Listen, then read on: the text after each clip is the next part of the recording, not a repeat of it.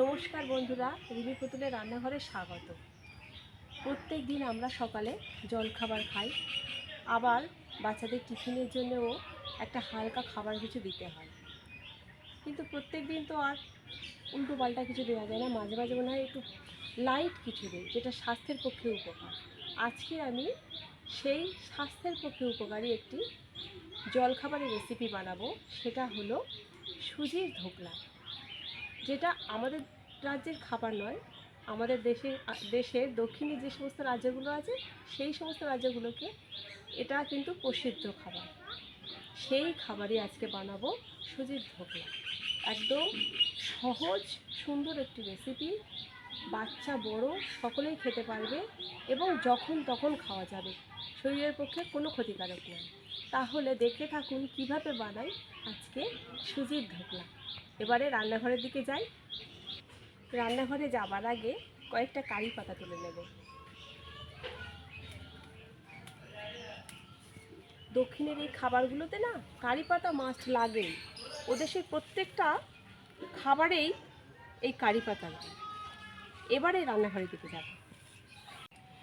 সুজির ধোকলা বানানোর জন্য আমি একই মাপের দুটো বাটিতে এক বাটি সুজি আর এক বাটি সম মাপের টক দই নিয়ে নিয়েছি। প্রথমে একটা পাত্র নিয়ে নিয়েছি, এর মধ্যে দিয়ে দিচ্ছি সুজি। এবার এর মধ্যে দিয়ে দেব টক দই।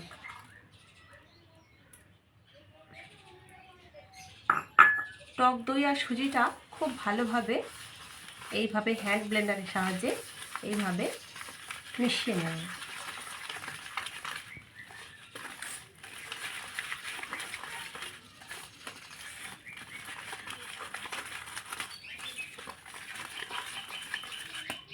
এখানে 1 চামচ আদা আর কাঁচা লঙ্কা একসাথে বেটে নিয়েছি, মোটামুটি দুটো বেটে 1 চামচ মতো হয়েছে, এর মধ্যে দিয়ে দিচ্ছি।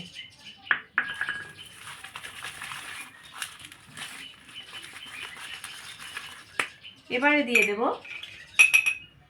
স্বাদ মতো নুন।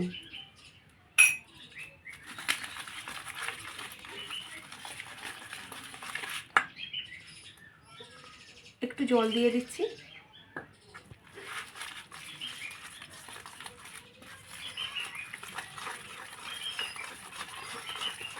এটা এইভাবে মিশিয়ে 15 মিনিটের জন্য রেখে দেব। 15 মিনিটের জন্য আমি ঢাকা দিয়ে রেখে দেব, যাতে সুজিটা ফুলে ওঠে। 15 মিনিট পরে ঢাকনাটা খুলছি। সুজিটা ফুলেছে বলে মিশ্রণটা আরও গাঢ় হয়ে গেছে। এর মধ্যে দিয়ে দিচ্ছি 1 চামচ মতো সাদা তেল।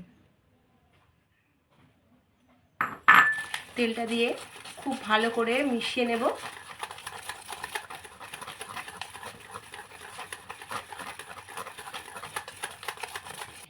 খুব সামান্য একটু জল দিয়ে দিচ্ছি। জলটা দিয়ে আবার একটু এইভাবে মিশ্রণটা হ্যান্ড ব্লেন্ডারের সাহায্যে ঘুরিয়ে নেব। এবারে উনুনটা জ্বালিয়ে নেব। উনুনটা জ্বালিয়ে নিয়েছি, জ্বালিয়ে কড়াইতে জল বসিয়ে দিয়েছি। আর এখানে এবারে এর মধ্যে দেব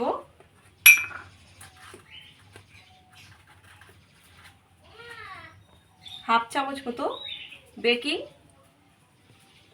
সোডা।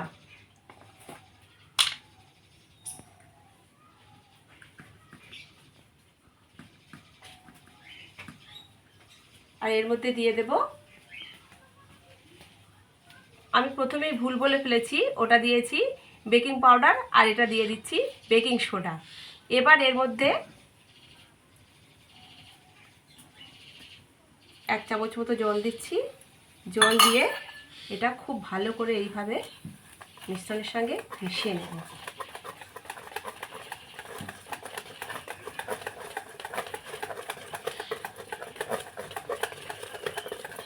এইভাবে মিশিয়ে নেওয়ার পরে আমি একটা থালার মধ্যে আগে থেকে একটু সাদা তেল মাখিয়ে রেখেছিলাম। এবার এর মধ্যে আমি ঢেলে দিচ্ছি।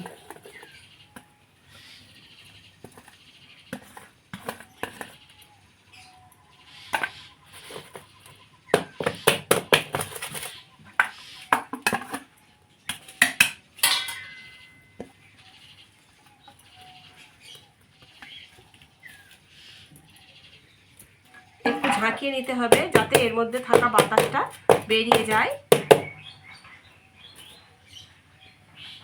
উনুন জ্বালিয়ে আগে থেকে একটা স্ট্যান্ড দিয়ে কিছুটা জল গরম বসিয়েছিলাম। জলটা একদম গরম হয়ে গেছে। এবারে মিশ্রণটা থালা সমেত বসিয়ে দিলাম আর এই ঢাকা দিয়ে দিচ্ছি। এখন এই খাবারটা আমি আধ ঘন্টা মিডিয়াম জালে বানিয়ে নেব। 20 মিনিট পরে ঢাকনাটা খুলছি। খুব সুন্দর ফুলে উঠেছে। এবার একটা কাঠি দিয়ে চেক করে দেখব।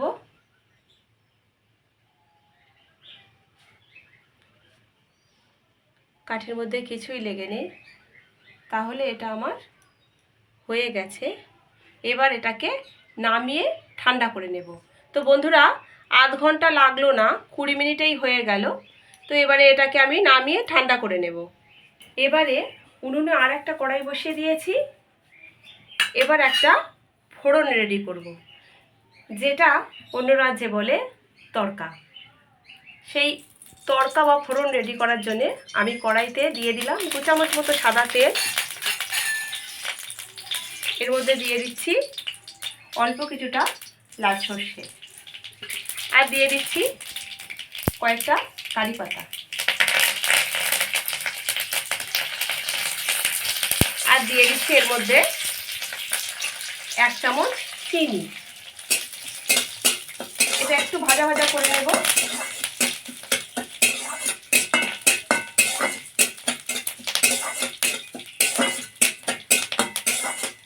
মিশ্রণটা রেডি হয়ে গেছে। এবার এটাকে নামিয়ে নেব। থালা থেকে আর একটা থালায় তুলে নিয়েছি, আর এখনো হালকা গরম আছে, সেই জন্যে একটু সমস্যা হয়েছে। এবার আমি একটা ছুরি দিয়ে কেটে নেব।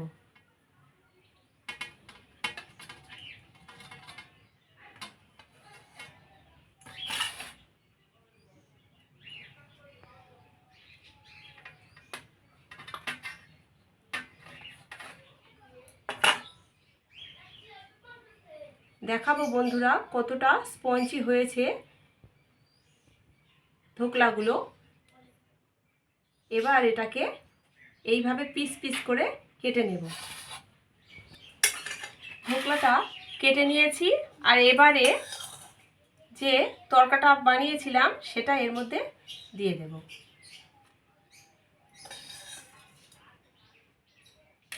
তো বন্ধুরা, তৈরি হয়ে গেছে আমার আজকের রেসিপি সুজির ধোকলা, যেটা খুবই হেলদি একটি খাবার।